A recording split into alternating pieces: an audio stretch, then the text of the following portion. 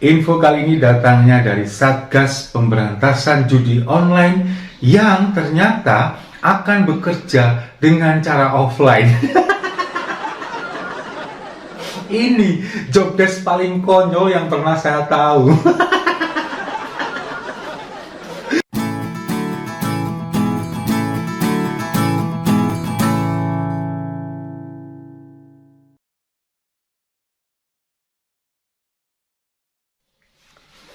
Salam damai untuk Indonesia, berjumpa lagi bersama saya, Papa Dimas. Info kali ini datangnya dari Satgas Pemberantasan Judi Online yang ternyata akan bekerja dengan cara offline.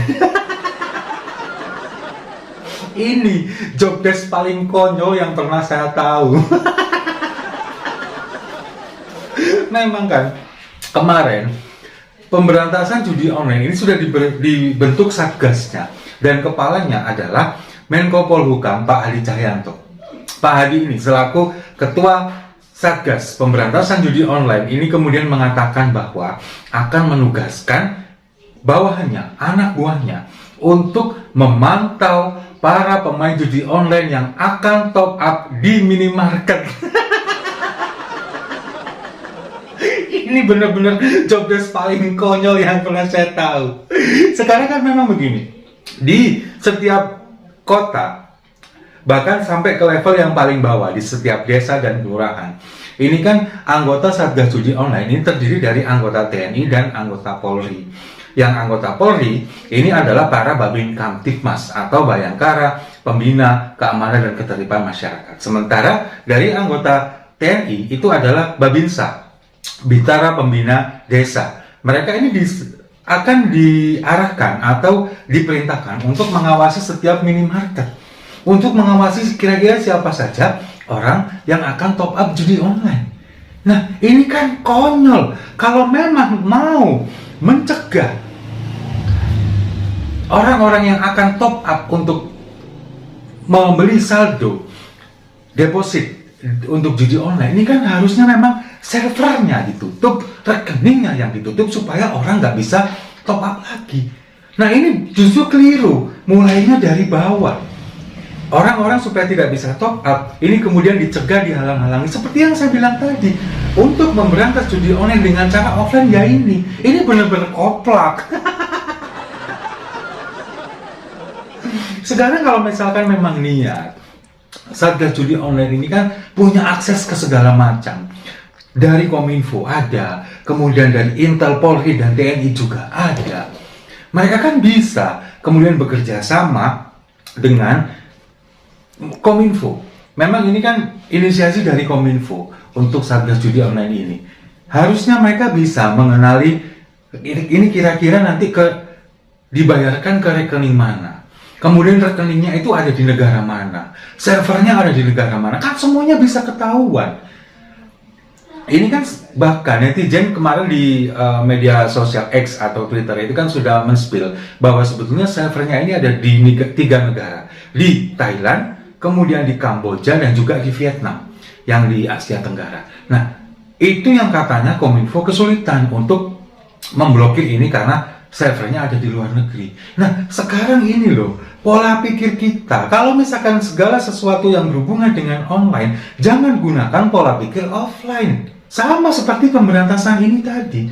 Kalau memang niatnya mau mencegah orang-orang untuk tidak top up atau deposit judi online, ya nggak perlu satgas. Kita bekerja sama saja dengan pihak minimarket dari Indomartnya, Alfamartnya, kemudian nanti ini bisa dikondisikan dengan manajemennya, bagaimana kalau misalkan ada yang top up ini dilarang atau bagaimana, nggak perlu satgas. Nah, sekarang satgas kemudian ada anggaran lagi untuk membayari satgas, untuk ngasih honor atau gaji kepada satgas, tapi tugasnya kayak gini, cemen.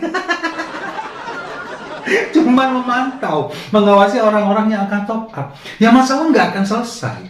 Jadi ini memang kalau saya melihat ini hanyalah akal-akalan pemerintah saja untuk seolah-olah mereka ini bekerja, padahal sebetulnya mereka ini mau membodoh-bodohi kita. Dikiranya kita semua ini adalah orang bodoh yang mau dibodoh-bodohi seperti ketika pemilu kemarin. Sudah banyak korbannya, korban baterai kembung 58%. yang dibohongi dengan bansos. Kita kan nggak semuanya seperti itu. Kita bisa paham, apalagi netizen-netizen yang ada di media sosial sekarang, mereka lebih canggih-canggih. Mereka sudah tahu bagaimana ini kemudian melacak servernya, kemudian mereka bisa tahu ini nanti mengarah kemana. Mereka tahu, tapi pemerintah sebetulnya juga tahu, cuman nggak mau. Masalahnya mungkin ada yang dilindungi, mungkin ada backingan yang sangat kuat terhadap ini semua. Itu yang menjadi kecurigaan masyarakat, termasuk saya. Kan jadinya begitu.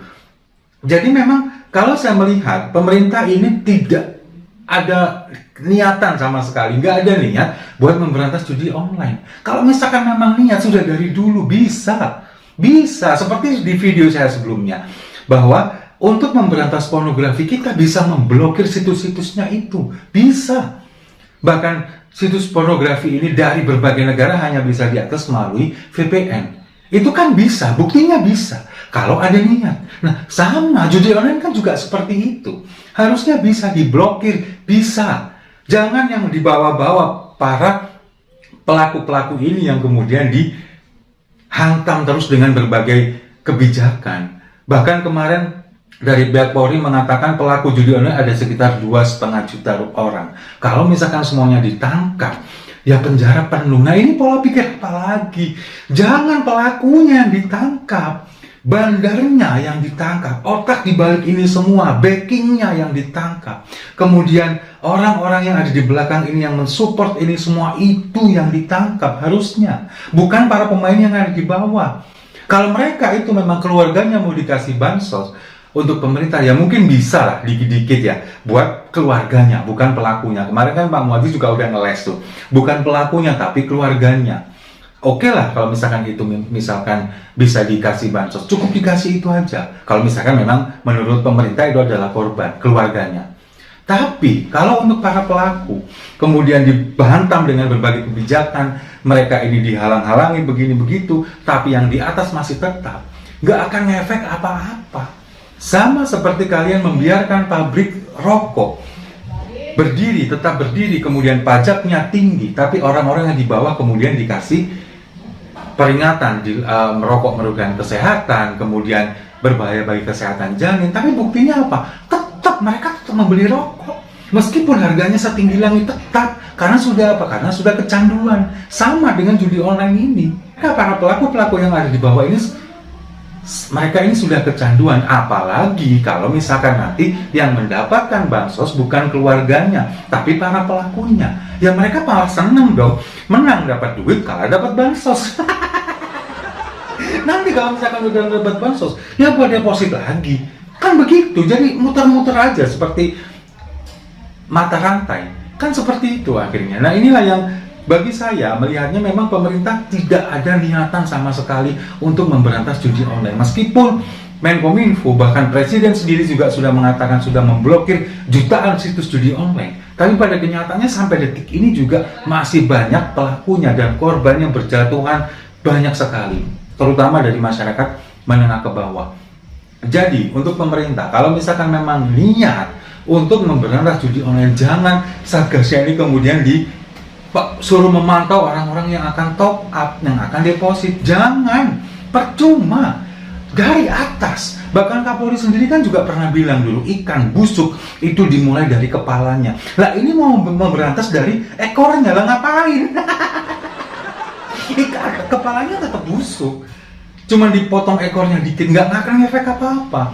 Makanya kalau misalkan mau memberantas ini semua dari atasnya, apalagi Kominfo pasti bisa melacak, bekerja sama dengan PPATK.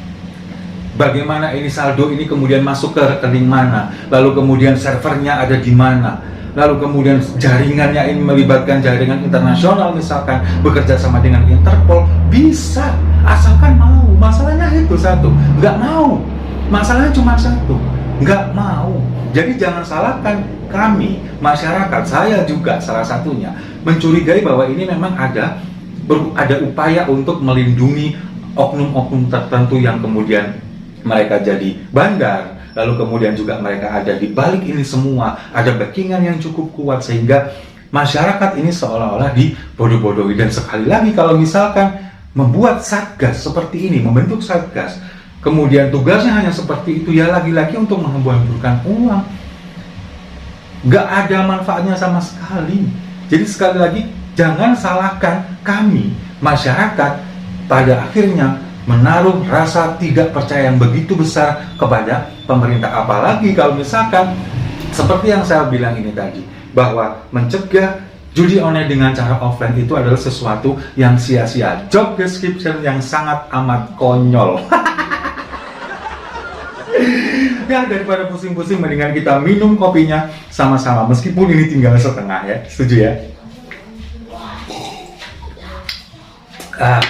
Saya rasa itu. Terima kasih sudah menyimak. Jangan lupa like, komen, dan subscribe. Sampai jumpa di video-video saya selanjutnya. Baru ini job description konyol.